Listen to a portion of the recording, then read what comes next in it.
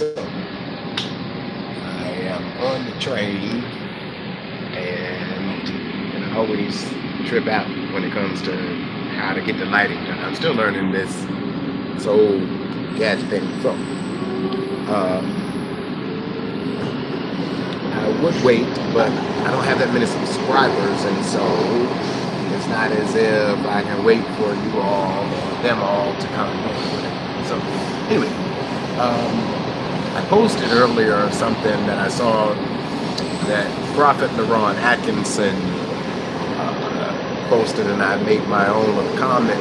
And it's interesting because for a couple of years I kept saying that doing ministry shouldn't have to be this hard, is what I was saying, just because of the interaction, if you will, that I noticed that was going on amongst the saints and amongst those who should be imparting and should be helping to groom, helping to matriculate, helping to progress, if you will. I'll use those terms. And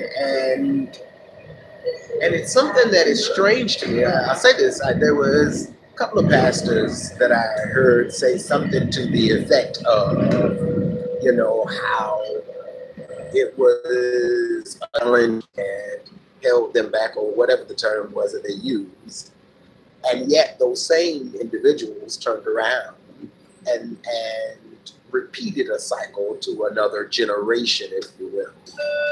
And so for a while I had been saying that it's ridiculous and how hard it is to get the saints to work together in unity and submission. But then on today, after reading that post, I thought about something else. And I think I shared this once before. Bishop G.E. Patterson came to New Jersey a while back, and I still have the DVD. I love it. Just put it in every once in a while to actually hear it again, to listen to it again. But he said something about the prophet Elisha. And so my mind fell on that, and I'm going to go through it all today, but my mind fell on that. And what really came to my thoughts is this. The train still. And I started piping as we went to the tunnel, and so that's why I started yawning.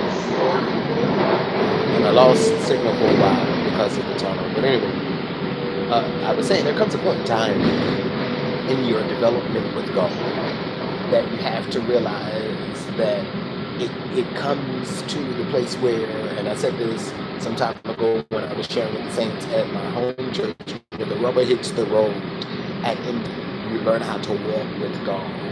It's just interesting that there are those that with whom you share this experience that would, for whatever reason, there's myriad reasons why people do what they do, and whatever the reason, they would not. I don't want to say challenge you, but that's probably the best word for it. Challenge you in your own development. It's a great thing. However, what we need to learn how to do is to do it more gracefully, right? And so there comes a point where you have to walk with God and understand that whatever He's called you to do, it's going to come a point where it's just you and Him. And there isn't any assistance that anyone else can give you. I didn't want to do this on the train. Anyway, when we get to the place where we understand, I see where you are, I understand where you're going, and there's just nothing that I can do for you. Not necessarily because I don't want to, but for those of you that have, all of these other things in the way that create a world of imagination for you, the reality is you can't. It's not because anything is necessarily wrong. Not that anything is bad on either end. Be it you the one that has the ability to impart,